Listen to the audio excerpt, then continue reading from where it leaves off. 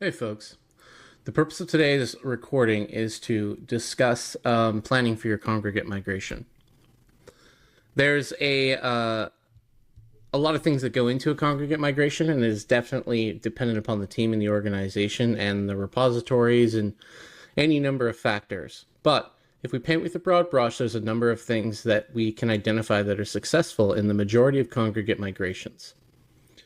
The first thing we want to establish is that the goal for any congregate migration is that effectively your engineering teams go to bed and then they wake up in the new platform in the next day. So if they're on GitHub, they go to sleep, they wake up, bam, they're on GitLab now.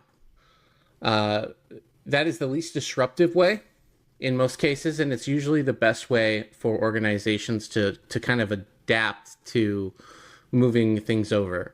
Because if you move it over in the middle of the day, you could be impacting their work, you could be impacting other things. The best case scenario is to just do it at night and do it during a maintenance window. That way the teams can kind of go to sleep and then wake up in the new platform.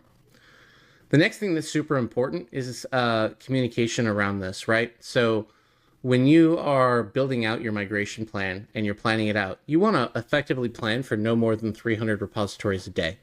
Now, technically, it's possible to do more, and in some instances, you may want to do more. But 300 repos a day is a pretty large amount of repositories to check and validate and make sure it's working, and then also ensure that all of the teams are aware that those 300 repositories are being migrated over. Some teams have 20 repositories they're in charge of, some teams have 100, some teams have 2. So it's going to vary for your organization how many teams you're going to be moving over, but in general, 300 repos a day is a very solid limit. In addition to that, gitlab.com, if you're moving into gitlab.com with GitLab Professional Services, 300 repositories a day is the hard limit due to security and performance concerns. Now, we talked earlier in this class about CI/CD usage and integrations, and how a lot of those things don't get moved over. We're going to talk a little bit about this, but we're going to give you a couple more tricks to kind of make it a little bit easier. The most successful migrations in terms of CI/CD effectively migrate the CI/CD alongside the repository. So factoring into that 300 repositories a day, that may be smaller or higher depending on your CI/CD usage.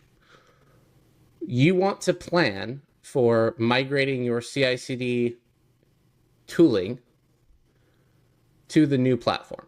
Now, if you're using something like Jenkins or Circle CI, then what that effectively means is changing the references in the Jenkins configuration and your Circle CI configuration and adding in the deploy tokens for those tools to reach into the repositories and pull the source code out.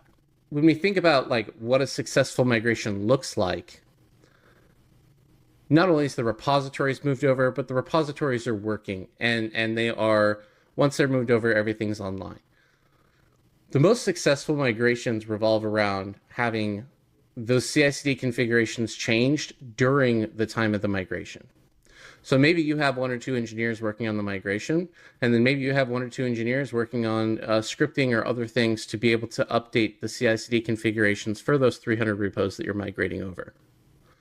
It's not just about the technical limit of 300 repositories a day. It's also about the functional limit of 300 repositories a day. If you stretch that to 1,000 to 2,000, then your teams are going to have to migrate, 1,000 to 2,000 CI/CD configurations. And that starts to add up pretty quickly when you start adding those things onto it. In addition to that, you have integrations, right? So adding integrations to that configuration change as part of the migration, that's another hurdle that you have to kind of look at and plan. Now, in terms of integrations, what a lot of organizations will do is they'll say, we'll move your repository over, we'll move your CI/CD over and configure it, but integrations are kind of on you. And the reason why that is because as a GitLab platform team or as a platform team, you have teams that you are servicing and giving them Git repositories, but they have third-party tools that are out there in the wild that connect to those repositories that you have no idea what they are.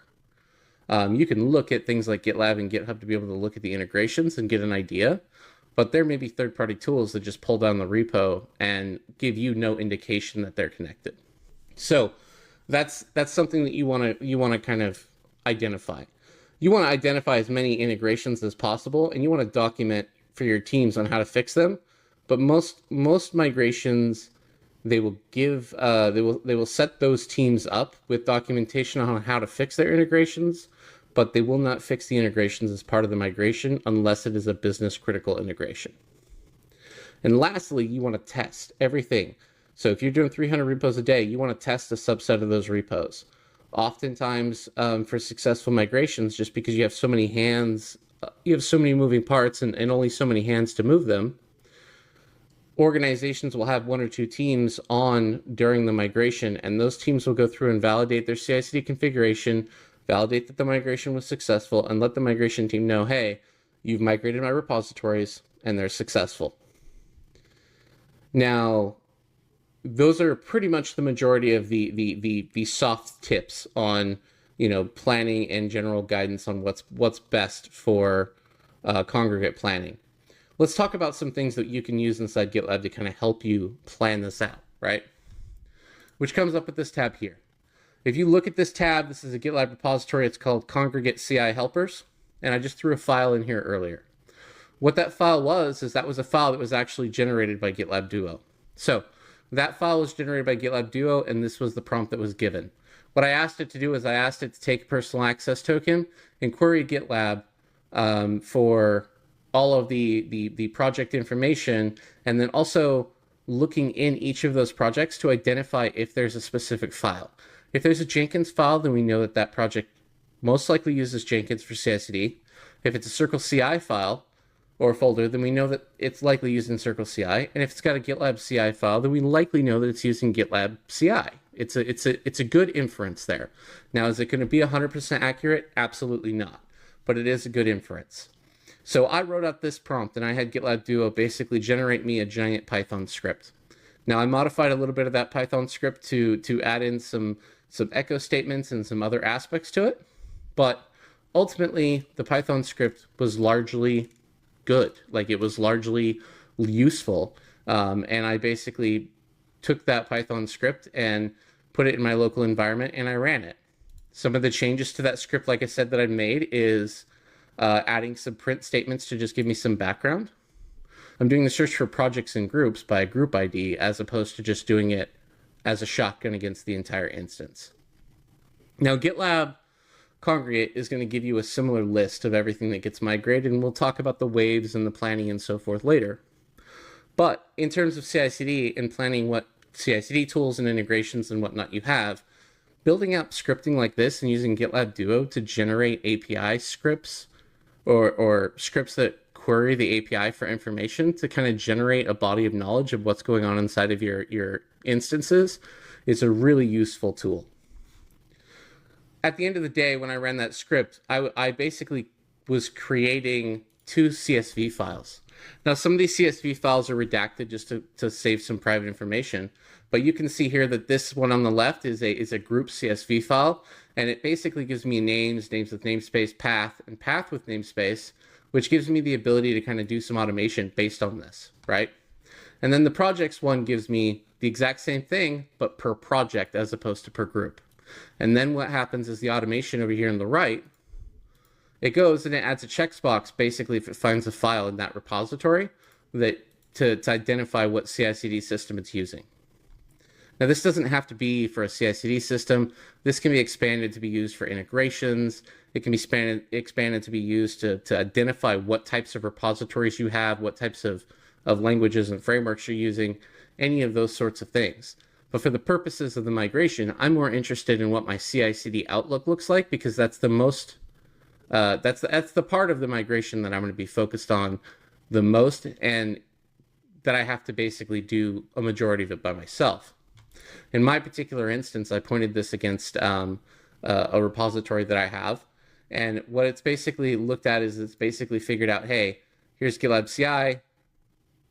That repository has a CI file. These repositories have a CI file. Some of these other repositories I hid do not have a CI file. So like you can see in this one, there's no CI/CD file, so there's no X, right?